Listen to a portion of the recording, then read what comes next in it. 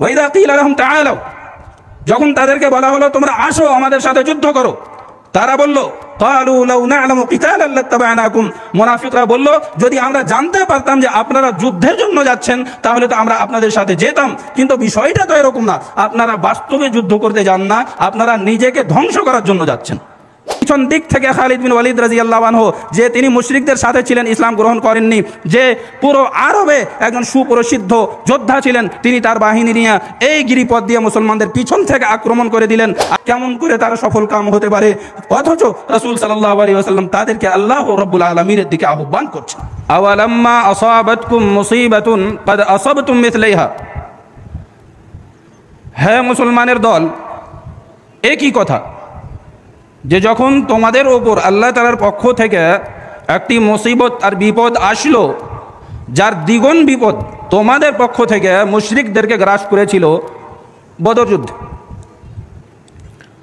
তো তোমরা বলতে লাগলে কুলতুম আন্না হাদা, এই মুসিবত এই আপদ বিপদ কোথা থেকে আসলো? হে রাসূল সাল্লাল্লাহু আলাইহি ওয়াসাল্লাম, আপনি বলে দিন মিন ইনদি আনফুসিকুম, এই মুসিবত তোমাদের নিজেদের পক্ষ থেকে।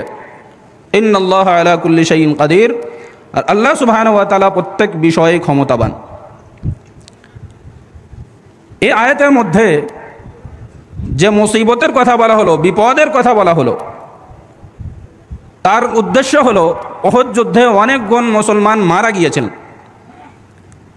আর তার দ্বিগুণ মুসিবত আর বিপদ যার সম্মুখীন হয়েছিল মুশরিকরা বদর যুদ্ধে, তার উদ্দেশ্য হলো মুসলমান উহুদ যুদ্ধে যতজন মারা গিয়েছেন ততজন বদর যুদ্ধে কাফিররা মারা গিয়েছিল, আর ততজনই আবার বন্দী হয়ে মুসলমানদের কাছে এসেছিল।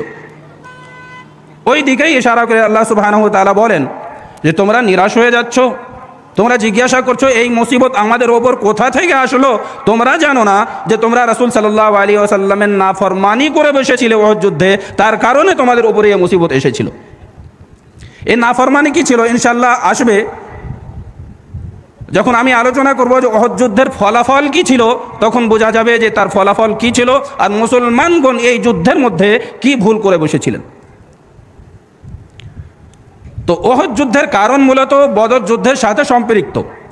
বদর যুদ্ধে কাফিররা মারা গিয়েছিল, তাদের 70 জন মারা গিয়েছিল, 70 জন বন্দী হয়ে এসেছিল। এর কারণে তাদের অন্তরে আগুন প্রজ্বলিত ছিল, তারা চাচ্ছিল মুসলমানদের কাছে কেমন করে প্রতিশোধ নেওয়া হয়, কেমন করে বদলা নেওয়া হয়। যখন বদর যুদ্ধ শেষ করে তারা মক্কায় গেল, তখন থেকেই ষড়যন্ত্র শুরু করে দিল, তখন থেকেই একটা প্ল্যানিং করতে লাগলো যে আমরা অতি শীঘ্রই একটা যুদ্ধ সংগঠিত করব, যার মাধ্যমে মুসলমানদের কাছে বদলা নিব আর মুসলমানদের কাছে প্রতিশোধ নিব। তাই তারা আম ঘোষণা করে দিল যে যত টাকা ব্যয় করতে পারে উহুদ যুদ্ধের প্রস্তুতি নেওয়ার জন্য তারা ব্যয় করে। আবু সুফিয়ানের কাফেলা, যার কারণে বদর যুদ্ধ সংগঠিত হয়েছিল, ওই কাফেলাতে যত টাকা পয়সা ছিল, যত ধন সম্পদ ছিল, তারা উহুদ যুদ্ধের প্রস্তুতিতে সব ব্যয় করে ফেললো। একই লক্ষ্য করে আল্লাহ সুবহানাহু ওয়া তাআলা কোরআন মাজিদের মধ্যে বলেছিলেন, ইন্নাল্লাযীনা কাফারু ইউনফিকুনা আমওয়ালাহুম লিয়াসুদ্দু আন সাবিলিল্লাহি, যারা কুফরি করেছে, যারা কাফির, তারা তাদের ধন সম্পদ আল্লাহ সুবহানাহু ওয়া তাআলার রাস্তা থেকে বাধা দান করার জন্য, বিরত রাখার জন্য ব্যয় করে ফেলছে। জেনে রাখো এদের এই ব্যয় করা মালগুলো সব এদের জন্যই আফসোসের কারণ হবে, আর পরিশেষে এরাই পরাজিত হবে। এছাড়াও তারা পুরো হেজাজে ঘোষণা দিয়ে দিল যে আমরা মুসলমানদের বিরুদ্ধে যুদ্ধ করতে যাব, এই যুদ্ধে যেই অংশগ্রহণ করতে চায় তারা যেন কুরাইশের পতাকা তলে চলে আসে। আর এইভাবে তারা ঘোষণা দিয়ে তারা তাদের শায়েরগণকে, তাদের কবিগণকে পাঠিয়ে ঘোষণা করিয়া একটা বড় দল তৈরি করে নিল, যাদের সংখ্যা ছিল 3000। তাদের সাথে ছিল 3000 উট, 200 ঘোড়া, তাদের সাথে ছিল 700 লৌহবর্ম। তাদের অন্তরে অহংকার ছিল, তারা মুসলমানকে শেষ করতে চাচ্ছিল। তারা এসে মদিনায় উহুদ পাহাড়ের কাছে শিবির স্থাপন করে দিল। এই খবর থেকে রাসূল সাল্লাল্লাহু আলাইহি ওয়াসাল্লাম একেবারে অবগত ছিলেন না। মক্কায় রাসূল সাল্লাল্লাহু আলাইহি ওয়াসাল্লামের নিজ চাচা আব্বাস বিন আব্দুল মুত্তালিব রাদিয়াল্লাহু আনহু, যিনি মুসলমান হয়ে গেছিলেন কিন্তু কোনো কারণে হিজরত করতে পারেননি আর মক্কায় তিনি থেকে গেছিলেন, তিনি তাড়াতাড়ি রাসূল সাল্লাল্লাহু আলাইহি ওয়াসাল্লামকে এই বিষয়টি জানানোর জন্য একটা সংবাদপত্র লিখে একজন বার্তাবাহকের হাতে দিয়ে পাঠিয়ে দেন মদিনায় রাসূল সাল্লাল্লাহু আলাইহি ওয়াসাল্লামের কাছে, আর বলেন যত দ্রুত হয় রাসূল সাল্লাল্লাহু আলাইহি ওয়াসাল্লামের কাছে গিয়ে সংবাদটি তাকে দিয়ে দাও। সে তাই করলো। অতি দ্রুত গতিতে গিয়ে রাসূল সাল্লাল্লাহু আলাইহি ওয়াসাল্লামের কাছে শুধু 3 দিনের ব্যবধানে রাসূল সাল্লাল্লাহু আলাইহি ওয়াসাল্লামের কাছে গিয়ে ও সংবাদপত্র দিয়ে দিল। রাসূল সাল্লাল্লাহু আলাইহি ওয়াসাল্লাম বিষয়টি জানতে পারলেন, সাহাবায়ে কেরামের মাঝে ঘোষণা দিলেন আর বললেন যে মুশরিকরা আমাদের সাথে যুদ্ধ করার জন্য প্রস্তুতি নিয়ে চলে আসছে, তো আমরা কি করতে পারি? সাহাবায়ে কেরামের সাথে একটা মিটিং করে রাসূল সাল্লাল্লাহু আলাইহি ওয়াসাল্লাম সলা পরামর্শ করতে লাগলেন। সাহাবায়ে কেরামের পক্ষ থেকে বিভিন্ন পরামর্শ আসলো। রাসূল সাল্লাল্লাহু আলাইহি ওয়াসাল্লাম নিজেই একটা পরামর্শ দিলেন যে এবার আমার মনে হয় যে আমরা বাইরে ময়দানে গিয়ে যুদ্ধ না করে মদিনা নগরের মধ্যেই থেকে যদি আমরা শুধু প্রতিহত করি আর মুশরিকদেরকে দূরে সরানোর চেষ্টা করি, তো এটাই মনে হয় যে বেশি ভালো হবে। কিন্তু রাসূল সাল্লাল্লাহু আলাইহি ওয়াসাল্লামের সাহাবায়ে কেরাম অধিকাংশ তাদের পরামর্শ দিল যে আল্লাহর রাসূল সাল্লাল্লাহু আলাইহি ওয়াসাল্লাম, জীবন মরণ তো আল্লাহ সুবহানাহু ওয়া তাআলার হাতে আছে, আমরা আছি আল্লাহ সুবহানাহু ওয়া তাআলার আদেশে। আল্লাহ সুবহানাহু ওয়া তাআলার যখন আদেশ হবে তখন আমরা মারা যাব, তো এত ভয় কিসের? হে আল্লাহর রাসূল সাল্লাল্লাহু আলাইহি ওয়াসাল্লাম, আপনি তো সত্য নবী, ভয় করার কোনো কথা নয়, আমরা তো এই দিনেরই অপেক্ষা করছিলাম। তো আমাদের মনে হয় যে আমরা বাইরে ময়দানে গিয়ে মুশরিকদের সাথে সামনাসামনি আর মুখোমুখি যুদ্ধ করব। রাসূল সাল্লাল্লাহু আলাইহি ওয়াসাল্লামের চাচা হামজা বিন আব্দুল মুত্তালিব রাদিয়াল্লাহু আনহু বললেন, হে আল্লাহর রাসূল সাল্লাল্লাহু আলাইহি ওয়াসাল্লাম, ওয়াল্লাযী আনজালা আলাইকাল কিতাবা লা আত'আমু তাআমান হাত্তা উজাদিলাহুম বিসাইফি খারিজাল মদিনা। হে আল্লাহর রাসূল সাল্লাল্লাহু আলাইহি ওয়াসাল্লাম, আল্লাহর কসম, ওই সত্তার কসম যিনি আপনার উপরে কোরআন মাজিদ নাজিল করেছে, আমি ততক্ষণ কোনো খাদ্য খাবো না, ততক্ষণ কোনো খাদ্য স্পর্শ করব না যতক্ষণ মদিনার বাইরে গিয়ে মুশরিকদের সাথে যুদ্ধ না করে নিই। রাসূল সাল্লাল্লাহু আলাইহি ওয়াসাল্লাম অধিকাংশ সাহাবায়ে কেরামের কথা শুনে এটাই গ্রহণ করে নিলেন যে আমরা এখন মদিনার বাইরে গিয়ে কাফিরদের সাথে যুদ্ধ করব। রাসূল সাল্লাল্লাহু আলাইহি ওয়াসাল্লাম তার সেনাবাহিনীর তৈরিতে লেগে গেলেন, ঘোষণা দিলেন যে সবাই যেন যুদ্ধের জন্য বের হয়ে যায়, আর বের হতে লাগলেন। তখন সাহাবায়ে কেরামের সংখ্যা ছিল 1000। শুরুতে যখন রাসূল সাল্লাল্লাহু আলাইহি ওয়াসাল্লাম বের হন তখন তাদের সংখ্যা ছিল 1000, তাদের সাথে লৌহ বর্ম শুধু 100টা ছিল, ঘোড়া 50টা, আর এক রিওয়ায়াতে এসেছে তাদের কাছে ঘোড়া একটাও ছিল না।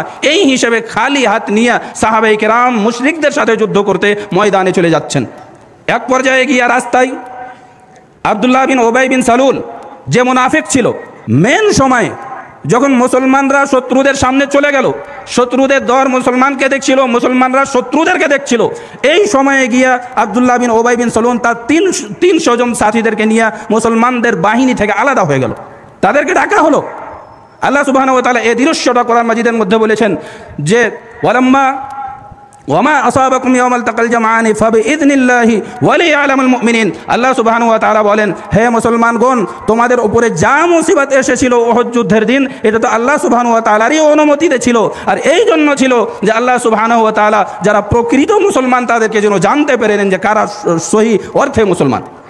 ওয়া লিয়ালামাল্লাযীনা নাফাকু, সাথে সাথে এ যুদ্ধের আরও একটা উদ্দেশ্য ছিল যাতে করে আল্লাহ সুবহানাহু ওয়া তাআলা মুনাফিকদেরকেও জানতে পারে যে মুনাফিক কারা, কারা শুধু মুখ দিয়ে ইসলাম প্রকাশ করছে তাদের অন্তরে ইসলাম নেই, তারা কারা, যাতে করে তারা মুসলমানদের থেকে আলাদা হয়ে যায়। এজন্য আল্লাহ সুবহানাহু ওয়া তাআলা এই যুদ্ধটা বাস্তবে করিয়েছিলেন।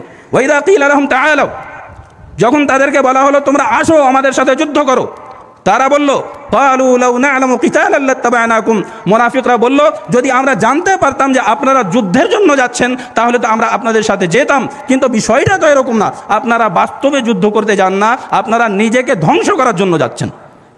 এইভাবে মুনাফিকরা বিভিন্ন বাহানা করে মুসলমানদের বাহিনী থেকে, মুসলমানদের দল থেকে আলাদা হয়ে গেল।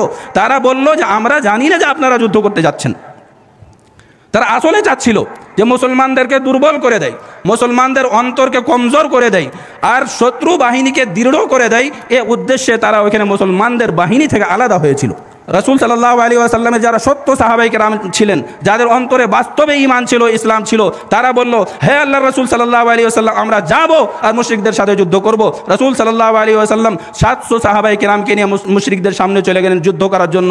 যুদ্ধের মাঠে গিয়া রাসূল সাল্লাল্লাহু আলাইহি ওয়াসাল্লাম যেহেতু যুদ্ধের মাঠেও একজন বীর আর কুশলী মানুষ ছিলেন, তিনি একটা এমন জায়গাতে গিয়ে শিবির স্থাপন করলেন যেটা যুদ্ধের ক্ষেত্রে অনেক বড় কৌশলের কথা। রাসূল সাল্লাল্লাহু আলাইহি ওয়াসাল্লামের উদ্দেশ্য ছিল যে আমি এখানে দাঁড়ালে কি হবে, পিছন থেকে শত্রু আক্রমণ করতে পারবে না। এটা অনেক বড় হিকমত ছিল রাসূল সাল্লাল্লাহু আলাইহি ওয়াসাল্লামের। সাথে সাথে এই দিক দিয়ে আরও একটু জায়গা ছিল, গিরিপথ ছিল, যেখান দিয়ে শত্রুদের প্রবেশ করার আশঙ্কা ছিল। রাসূল সাল্লাল্লাহু আলাইহি ওয়াসাল্লাম সেটাকেও বন্ধ করার জন্য 50 জন তীরন্দাজের একটা দল তৈরি করলেন। আর একটা পাহাড় যাকে এখন জাবালুর রোমাত বলা হয়, ওই জাবালুর রোমাতে এ 50 জনের দলকে, বাহিনীকে লাগিয়ে দিলেন। আর রাসূল সাল্লাল্লাহু আলাইহি ওয়াসাল্লাম বললেন, দেখো তোমরা সর্বাবস্থায় এখানে থাকবে, এখান থেকে কোনো সময় সরে যাবে না। এমনকি এক হাদিস রাসূল সাল্লাল্লাহু আলাইহি ওয়াসাল্লাম বলেছেন, দেখো ওয়া ইন রাআইতুমুনা তাখতিফুনা আত-তাইর, তোমরা যদি দেখো যে আমাদেরকে পাখি ছোঁ মেরে নিয়ে যাচ্ছে, মানে এমন অবস্থা হয়ে গেছে, আমরা পরাজিত হয়ে গেছি, পাখি আমাদেরকে উড়িয়ে উড়িয়ে নিয়ে যাচ্ছে, যদি এমনও পরিস্থিতি তৈরি হয়ে যায় তো তোমরা মনে থাকো এমন অবস্থায়ও তোমরা এই জায়গাটা ছেড়ে সরবে না, এখানেই থাকবে। আরও আগে বললেন রাসূল সাল্লাল্লাহু আলাইহি ওয়াসাল্লাম যে যদি وَإِنْ رَأَيْتُمُونَا هَزَمْنَاهُمْ وَوَطَأْنَاهُمْ فَلَا تَبْرَحُوا مَكَانَكُمْ حَتَّى أُرْسِلَ إِلَيْكُمْ, আরও মনে রাখো যদি আমরা বিজয় হয়ে যাই, যদি আমরা তাদেরকে পরাজিত করে দিই, যদি আমরা তাদেরকে পদদলিত করে দিই, তাও তোমরা মনে রাখো তোমরা এই জায়গাটা ছেড়ে ও কোনো অবস্থায় সরে যাবে না, তোমরা সর্ব অবস্থায় এখানে থাকবে, ছেড়ে যেতে হবে না, এমনকি আমি তোমাদের কাছে সংবাদ পাঠিয়ে দিই। তো রাসূল সাল্লাল্লাহু আলাইহি ওয়াসাল্লামের হিকমত অনেক বড় ছিল। তিনি বললেন কোনো অবস্থায় এই জায়গাটি ছেড়ে তোমাদেরকে যেতে হবে না, সর্বাবস্থায় এখানে থাকতে হবে। এই রাসূল সাল্লাল্লাহু আলাইহি ওয়াসাল্লাম এই নির্দেশনা দিয়ে যুদ্ধ শুরু করেন। যুদ্ধ শুরু হয়, উভয় পক্ষের সামনা হয়ে যায়, আমনে সামনে যুদ্ধ করতে লাগেন, সবাই নিজের তরবারের বীরত্ব প্রকাশ করতে লাগেন, যুদ্ধ হতে লাগে। যুদ্ধ হতে হতে একটু সময় এমন আসে যে মুসলমানদের ইমানের দৃঢ়তার সামনে, মুসলমানদের ইসলাম আর ভরসার সামনে কেউ টিকতে পারে না। সব মুশরিক, যদিও তাদের কাছে অস্ত্র শস্ত্র সবই আছে, তারা ময়দান ছেড়ে পালাতে লাগলো, পালিয়ে গেল সবাই। মুসলমানরা তাদের পিছনে ছুটতে লাগলেন, তাদেরকে মারে না, তাদের মালে গনিমত সংগ্রহ করে চলে যান। এমন পরিস্থিতির সৃষ্টি হয়ে গেল। এই সময় ওই যে রাসূল সাল্লাল্লাহু আলাইহি ওয়াসাল্লাম 50 জন তীরন্দাজকে এক জায়গায় দাঁড় করিয়েছিলেন আর বলেছিলেন যে তোমরা এখান থেকে সরবে না, কোনো অবস্থায় সরবে না। তারা ভুল করে বসলো, তারা দেখলো যে আমরা তো বিজয়ী হয়ে গেলাম, আমরা আর পরাজিত হব না। তারা রাসূল সাল্লাল্লাহু আলাইহি ওয়াসাল্লামের নসিহত আর নির্দেশনাকে ছেড়ে ওখান থেকে সরে গেলেন। তার নতিজা, তার ফলাফল এই হলো যে পিছন দিক থেকে খালিদ বিন ওয়ালিদ রাদিয়াল্লাহু আনহু, যে তিনি মুশরিকদের সাথে ছিলেন, ইসলাম গ্রহণ করেননি, যে পুরো আরবে একজন সুপ্রসিদ্ধ যোদ্ধা ছিলেন, তিনি তার বাহিনী নিয়ে এই গিরিপথ দিয়ে মুসলমানদের পিছন থেকে আক্রমণ করে দিলেন। আক্রমণ হওয়ার ফলাফল এই হলো যে মুসলমানরা শহীদ হতে লাগলেন। আর একজন মুশরিক আগে বেড়ে যে হিন্দুদের পতাকা পড়ে গিয়েছিল তাকে তুলে উড্ডীয়মান করে নিল। মুশরিকরা যখন এই পতাকা দেখলো, সবাই যে পালিয়ে গিয়েছিল আবার ফিরে ফিরে আসলো, আর মুশরিকরা একত্রিত হয়ে গেল। সামনে থেকে মুশরিকরা মুসলমানদের উপরে আক্রমণ করলো, পিছন থেকে খালিদ বিন ওয়ালিদ রাদিয়াল্লাহু আনহুর বাহিনী আক্রমণ করলো। ফলে এমন হলো যে মুসলমানরা যা তার মাঝখান যেমন পিষে যায় ওরকম পিষে যেতে লাগলো। রাসূল সাল্লাল্লাহু আলাইহি ওয়াসাল্লামের জীবনের সবচেয়ে বেশি সংকীর্ণ আর সবচেয়ে বেশি কঠিন অবস্থা এটাই ছিল। পুরো জীবনের সবচেয়ে বেশি কঠিন অবস্থা যাতে রাসূল সাল্লাল্লাহু আলাইহি ওয়াসাল্লাম নিক্ষিপ্ত হয়েছিলেন এটাই ছিল যে ওই সময় রাসূল সাল্লাল্লাহু আলাইহি ওয়াসাল্লামের প্রতিরোধ করার জন্য, রাসূল সাল্লাল্লাহু আলাইহি ওয়াসাল্লামকে বাঁচানোর জন্য কেউ ছিল না। শুধু 9 জন সাহাবা রাসূল সাল্লাল্লাহু আলাইহি ওয়াসাল্লামের সাথে ছিলেন, আর সকল মুশরিক রাসূল সাল্লাল্লাহু আলাইহি ওয়াসাল্লামের উপর আক্রমণ করছিল। এক অবস্থায় এমনও আসলো যে রাসূল সাল্লাল্লাহু আলাইহি ওয়াসাল্লামের এই 9 জন সাহাবায়ে কেরামের মধ্যে থেকে এক এক করে 7 জন শহীদ হয়ে গেলেন। শুধু 2 জন সাহাবী সাদ বিন আবি ওয়াক্কাস রাদিয়াল্লাহু আনহু আর আরো একজন সাহাবী ওখানে থেকে গেলেন যারা রাসূল সাল্লাল্লাহু আলাইহি ওয়াসাল্লামের বাঁচাও করছিলেন, রাসূল সাল্লাল্লাহু আলাইহি ওয়াসাল্লামের হেফাজত করছিলেন। খৈর যা হোক, সময় অতিবাহিত হওয়ার সাথে সাথে রাসূল সাল্লাল্লাহু আলাইহি ওয়াসাল্লাম সাহাবায়ে কেরামকে ডাকলেন, ও হে মুসলিমগণ দৌড়িয়ে আসো, আমি এখানে আছি, তোমরা কোথায় চলে যাচ্ছ?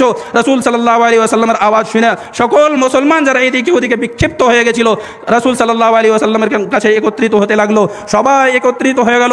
রাসূল সাল্লাল্লাহু আলাইহি ওয়াসাল্লাম শেষে ওই অবস্থায় রাসূল সাল্লাল্লাহু আলাইহি ওয়াসাল্লামের উপর কয়েকটি আক্রমণ হয়েছিল।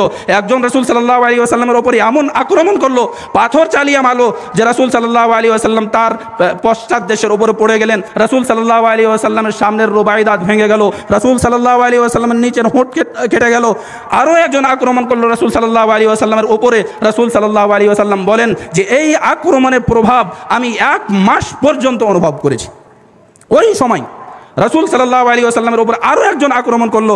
রাসূল সাল্লাল্লাহু আলাইহি ওয়াসাল্লামের মাথার হেলমেট ভেঙে রাসূল সাল্লাল্লাহু আলাইহি ওয়াসাল্লামের চেহারায় প্রবেশ করে গেল। তখন রাসূল সাল্লাল্লাহু আলাইহি ওয়াসাল্লামের চেহারা আর মুখমণ্ডল রক্তাক্ত হয়ে গেল। ওই অবস্থায় রাসূল সাল্লাল্লাহু আলাইহি ওয়াসাল্লাম বললেন, কাইফা ইউফলিহু কওমুন শাজ্জু ওয়াজহা নাবিয়িহিম ওয়া কাসারু রুবাইয়াতাহু ওয়া হুয়া ইয়াদউহুম ইলাল্লাহ। সহিহুল বুখারী, বুখারীর মধ্যে রাসূল সাল্লাল্লাহু আলাইহি ওয়াসাল্লামের এই বর্ণনাটি নকল করা হয়েছে। রাসূল সাল্লাল্লাহু আলাইহি ওয়াসাল্লাম বললেন, একটি এমন দল যারা তার নবীর চেহারাকে জখম করে দিল, এমন দল যারা রাসূল সাল্লাল্লাহু আলাইহি ওয়াসাল্লামের দাঁত ভেঙে ফেললো, কেমন করে তারা সফল কাম হতে পারে? অথচ রাসূল সাল্লাল্লাহু আলাইহি ওয়াসাল্লাম তাদেরকে আল্লাহ রাব্বুল আলামিনের দিকে আহ্বান করছেন। রাসূল সাল্লাল্লাহু আলাইহি ওয়াসাল্লামের সাহাবা আবার ফিরে আসলেন, তারা যুদ্ধ করতে লাগলেন। রাসূল সাল্লাল্লাহু আলাইহি ওয়াসাল্লামের সামনে ঈমান প্রকাশ করতে লাগলেন, তারা নিজের বীরত্ব দেখাতে লাগলেন। এমন হলো, যুদ্ধ করতে করতে রাসূল সাল্লাল্লাহু আলাইহি ওয়াসাল্লামের একজন সাহাবী রাসূল সাল্লাল্লাহু আলাইহি ওয়াসাল্লামের চাচা হামজা বিন আব্দুল মুত্তালিব রাদিয়াল্লাহু আনহু শহীদ হয়ে গেলেন। হামজা বিন আব্দুল মুত্তালিব রাদিয়াল্লাহু আনহুকে সাইয়্যিদুশ শুহাদা বলা হয়, যার অর্থ হলো শহীদ গণের সর্দার। তার শহীদ হওয়ার ঘটনাটি অনেক দুঃখদ ঘটনা। তাকে শহীদ করেছিল ওয়াহশী বিন হারব। সে নিজেই বলে যে হামজা রাদিয়াল্লাহু আনহুকে আমি এই জন্য শহীদ করেছিলাম যে আমি জুবাইর বিন মুতঈমের দাস ছিলাম। জুবাইর বিন মুতঈমের চাচা তুআইমা বিন আদি বদর যুদ্ধে মারা গিয়েছিল। তো জুবাইর বিন মুতঈম আমাকে বলল, আমি তার দাস ছিলাম, বলল যে এ ওয়াহশী, তুমি যদি আমার চাচার বদলে রাসূল সাল্লাল্লাহু আলাইহি ওয়াসাল্লামের চাচা হামজাকে মারতে পারো, কাতল করতে পারো, হত্যা করতে পারো, তাহলে আমি তোমাকে মুক্ত করে দিব, আজাদ করে দিব। সে বলল, ঠিক আছে, আর কি চাই, আমি তো মুক্তই হতে চাই। সে গেল যুদ্ধের জন্য। যুদ্ধের মাঠে গিয়া এক জায়গায় লুকিয়ে বসে গেল, আড়ানে গিয়ে বসে গেল। সে অপেক্ষা করছিল হামজা রাদিয়াল্লাহু আনহু কখন সামনে আসবে। এক পর্যায়ে হামজা রাদিয়াল্লাহু আনহু তার সামনে চলে আসলেন। হামজা রাদিয়াল্লাহু আনহুর জন্য সে প্রস্তুত হয়ে বসে গেল, হাতে বর্শা নিয়ে একেবারে টিক লাগিয়ে বসে গেল, অপেক্ষা করতে লাগলো যে হামজা রাদিয়াল্লাহু আনহু কখন আমার আওতায় আসবে। এক পর্যায়ে হামজা রাদিয়াল্লাহু আনহু তার আওতায় চলে আসেন। সে টিক করে তার নাভির নিচে এমন করে বর্শা মারলো যে হামজা রাদিয়াল্লাহু আনহুর নাভির নিচ দিয়ে প্রবেশ করে পিছন দিক দিয়ে দু পায়ের মাঝখান দিয়ে বের হয়ে গেল। তার এই আঘাতেই হামজা রাদিয়াল্লাহু আনহু ওই যুদ্ধে শহীদ হয়ে গিয়েছিলেন। এই কঠিন অবস্থা দেখে রাসূল সাল্লাল্লাহু আলাইহি ওয়াসাল্লাম তাকে বলেছিলেন, আসাদুল্লাহি ওয়া আসাদু রাসূলিহি, আল্লাহ সুবহানাহু ওয়া তাআলার সিংহ আর রাসূল সাল্লাল্লাহু আলাইহি ওয়াসাল্লামের সিংহ। অনেক বাহাদুর, অনেক বীর মানুষ ছিলেন হামজা রাদিয়াল্লাহু আনহু, যিনি শহীদ হয়ে গিয়েছিলেন। এই যুদ্ধে আরও একটা অনেক মজার ঘটনা আর বিস্ময়কর ঘটনা, বিশেষ করে যুবকদের জন্য, যুবক ভাইরা যারা আপনারা শুনে না, বিশেষ করে আমার দিকে লক্ষ্য করবেন। এই যুদ্ধে হানজালা রাদিয়াল্লাহু আনহু, হানজালা তাকে গাসিল বলা, হানজালা আল গাসিল। এ হানজালা আল গাসিল রাদিয়াল্লাহু আনহু নববিবাহিত মানুষ ছিলেন, নতুন নতুন বিবাহ করেছিলেন। ওই সময়ে তিনি তার স্ত্রীর সাথে ঘরে ছিলেন। রাসূল সাল্লাল্লাহু আলাইহি ওয়াসাল্লামের পক্ষ থেকে ঘোষণাকারী ঘোষণা দেয় যে রাসূল সাল্লাল্লাহু আলাইহি ওয়াসাল্লাম যুদ্ধের ঘোষণা দিয়ে দিয়েছেন, যত মুসলমান মদিনায় আছে সবাইকে যুদ্ধের জন্য বের হয়ে যেতে হবে। এই ঘোষণা শুনে হানজালা রাদিয়াল্লাহু আনহু তার স্ত্রীকে ওই অবস্থায় ছেড়ে যুদ্ধের জন্য বের হয়ে গেলেন। গোসলও করার প্রয়োজন মনে করলেন। যুদ্ধের মাঠে গিয়ে যুদ্ধ করতেই থাকলেন, বীরত্ব প্রদর্শন করতেই থাকলেন। এক পর্যায়ে গিয়ে তিনি শহীদ হয়ে গেলেন। শহীদ হওয়ার পরে রাসূল সাল্লাল্লাহু আলাইহি ওয়াসাল্লাম বলেন যে তিনি তো বাস্তবে অপবিত্র হয়ে বাড়ি থেকে বের হয়েছিলেন, কিন্তু আল্লাহ সুবহানাহু ওয়া তাআলার সামনে তার এই কাজটা এত পছন্দনীয় হলো যে ফেরেশতাগণ তাকে নিয়ে যায় গোসল দিচ্ছেন। সুবহানাল্লাহ। তো এইভাবে মুসলমানদের বীরত্ব প্রকাশ হতেই থাকলো, যুদ্ধ হতেই থাকলো। এক পর্যায়ে গিয়ে যুদ্ধ শেষ হলো। তো আমরা লক্ষ্য করলাম যে যুদ্ধ যখন শুরু হয়, শুরুর দিকে মুসলমান বিজয়ী থাকলেন। যতক্ষণ রাসূল সাল্লাল্লাহু আলাইহি ওয়াসাল্লামের আদেশ পালন করলেন, যতক্ষণ রাসূল সাল্লাল্লাহু আলাইহি ওয়াসাল্লামের নির্দেশনাকে মেনে চললেন, ততক্ষণ মুসলমান বিজয়ী থাকলেন। রাসূল সাল্লাল্লাহু আলাইহি ওয়াসাল্লাম যে ওই 50 জনকে বলেছিলেন যে তোমরা সর্বাবস্থায় এখানে টিকেই থাকবে, কোনো অবস্থায় এই জায়গা ছেড়ে যেতে হবে না, কিন্তু তারা ভুল করে বসলেন, তারা ওই জায়গাটি ছেড়ে চলে গেলেন। এই কারণে মুশরিকরা আবার পিছন দিক থেকে আক্রমণ করে দিল, শেষে গিয়ে মুসলমানকে পরাজিত হতে হলো। তো এই হলো ওহদ যুদ্ধের ফলাফল। মুসলমানরা শুরুতে বিজয়ী থাকলেন, কিন্তু পরে গিয়ে তাদেরকে নিজের ভুলের কারণে পরাজিত হতে হলো। এই বিষয়টাই আল্লাহ সুবহানাহু ওয়া তাআলা কোরআন মাজিদের মধ্যে বলেছেন, কুলতুম আন্না হাদা কুল হুয়া মিন ইনদি আনফুসিকুম। তোমরা জিজ্ঞাসা করছো যে তোমাদের ওপরে যে মুসিবত আসলো, তোমাদের ওপরে যে এই বিপদ আসলো, কোথা থেকে আসলো? আল্লাহ সুবহানাহু ওয়া তাআলা বলছেন, হে নবী সাল্লাল্লাহু আলাইহি ওয়াসাল্লাম, আপনি বলে দেন যে এটা তোমাদের নিজেরই কৃত কর্মের ফলাফল। তোমরা যা তোমাদেরকে নির্দেশনা দেওয়া হয়েছিল মানোনি, এই কারণে তোমাদের ওপরে এই বিপদ আসলো। তো আমরা এখান থেকে শিক্ষার বিষয় একটা সবক পাই যে আমাদেরকে জীবনের সব জায়গাতে, সব স্থানে প্রত্যেক স্থানের আল্লাহ রসুল সাল্লাল্লাহু আলাইহি ওয়াসাল্লামের নির্দেশনা আর রসুল সাল্লাল্লাহু আলাইহি ওয়াসাল্লামের আদেশ মেনে চলতে হবে।